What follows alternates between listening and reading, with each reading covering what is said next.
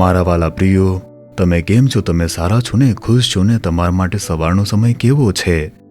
તમે કંઈક અપેક્ષા રાખતા હતા પરંતુ તે પૂર્ણ થયું નથી, તેથી નિરાશ થયા છો, એવું છે ને? પ્રભુ કહી રહ્યા છે તમારા જીવનમાં કંઈક સારું થવાનું છે. તમે કંઈક સારું થવાની અપેક્ષા રાખતા હતા પરંતુ તે થયું નહીં. શું તમે તેના કારણે નિરાશ છો? જે સારું હોય છે તે જ પ્રભુ આપે છે, ઠીક છે?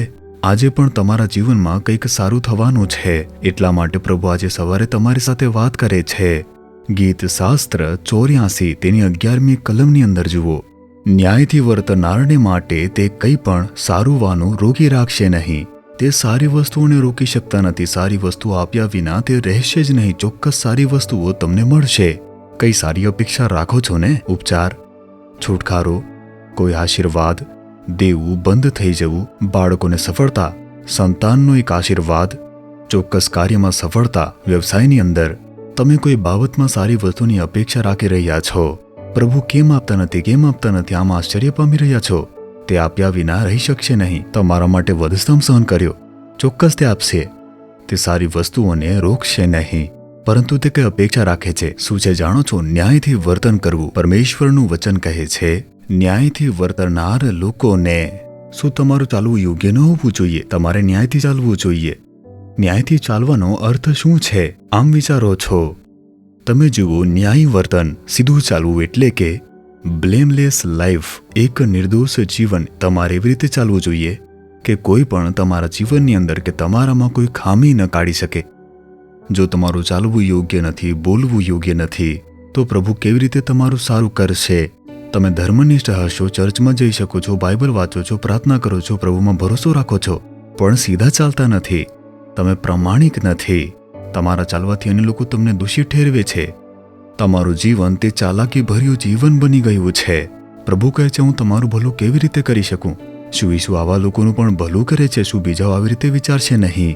તેથી તમારે સીધા ચાલવા માટે પોતાને પ્રતિબદ્ધ કરવું જોઈએ. એવી રીતે ન વર્તો જેથી લોકો ઈશારો કરીને આરોપ મૂકે. સરકારી ઓફિસમાં કામ કરો છો, લાંચ લો છો, લોકો કહેશે આ તો માણસ લાંચ લે છે.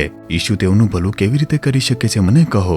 જો તેઓ કહે કે તે તેના કામમાં વિશ્વાસુ નથી, લોકોને છેતરે છે, પ્રભુ ભલું કેવી રીતે કરી શકે છે? વ્યવસાયમાં છેતરપિંડી કરો છો, તમે ભેળસેળ કરો છો, તેમનું સામાન તે બરાબર નથી, તેઓ છેતરપિંડી કરી રહ્યા છે, કોઈક રીતે કમાવાનો પ્રયાસ કરે છે, પણ ધર્મનિષ્ઠ બને છે, પ્રાર્થના કરે છે. તે કેવી રીતે વિચારી શકે છે કે પ્રભુ તેનું ભલું કરશે? તેથી પોતાના કાર્યમાં વિશ્વાસુ બનવું જોઈએ. તમે જે કંઈ પણ કામ કરો છો, તમારું જીવન પ્રમાણિકપણે ચાલવું જોઈએ, જેથી કોઈ પણ તમારા જીવનમાં દોષ ન આપી શકે. ત્યારે પ્રભુ ચોક્કસ ભલું કરશે. જો તમારી સાથે સારી વસ્તુઓ થઈ ન રહી હોય તો ભૂલ ક્યાં થાય છે? વિચારવા માટે થોડો સમય કાઢો. ક્યાં નિષ્ફળ થઈ રહ્યા છો? હું ક્યાં ભૂલ કરી રહ્યો છું? શું હું એવી રીતે ચાલું છું કે લોકો મારા જીવનની અંદર દોષ આપી રહ્યા છે? મારે ક્યાં સુધારો કરવો જોઈએ? મારા ચાલમાં, મારા શબ્દમાં, મારા કાર્યોમાં? આવી રીતે કહો અને વિચારો, હે પ્રભુ, હું પોતાને સમર્પિત કરી રહ્યો છું. મને એવું જીવન જીવવા દો જેથી બીજાઓ દોષ ન શોધી શકે. મારા જીવનની અંદર મારા ઉપર તમે દયા બતાવો પ્રભુ. તું ન્યાય રીતે ચાલતો નથી, તું સીધો નથી, કોઈ પણ આંગળી સીધીને ન કહેવું જોઈએ. હું તમને અનુસરવા માટે પ્રતિબદ્ધ થાઉં છું, પોતાની જાતને સમર્પિત કરું છું. આજે સારું થશે, આજે સારી વાત થશે. પોતાને પ્રતિબદ્ધ કરો તો જલ્દી તે થશે. પોતાને પ્રતિબદ્ધ કરશો, હે પ્રભુ, હું પોતાની જાતને સીધા ચાલવા પ્રતિબદ્ધ કરું છું. આ પુત્ર આવી રીતે પ્રાર્થના કરે છે, આ પુત્રી આવી રીતે પ્રાર્થના કરે છે. તેથી તમારા વચન મુજબ તેમને એક જ સમય આ બધી સારી વસ્તુઓ આપી દો. હમણાં જ તેમને તે આપો. આજે જ એક ચમત્કાર કરો, ઈસુ ખ્રિસ્તના નામે. Amen, amen.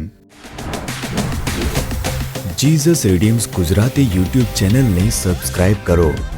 દરેક નવા કાર્યક્રમની માહિતી મેળવવા માટે બેલ આઇકન પર ક્લિક કરો.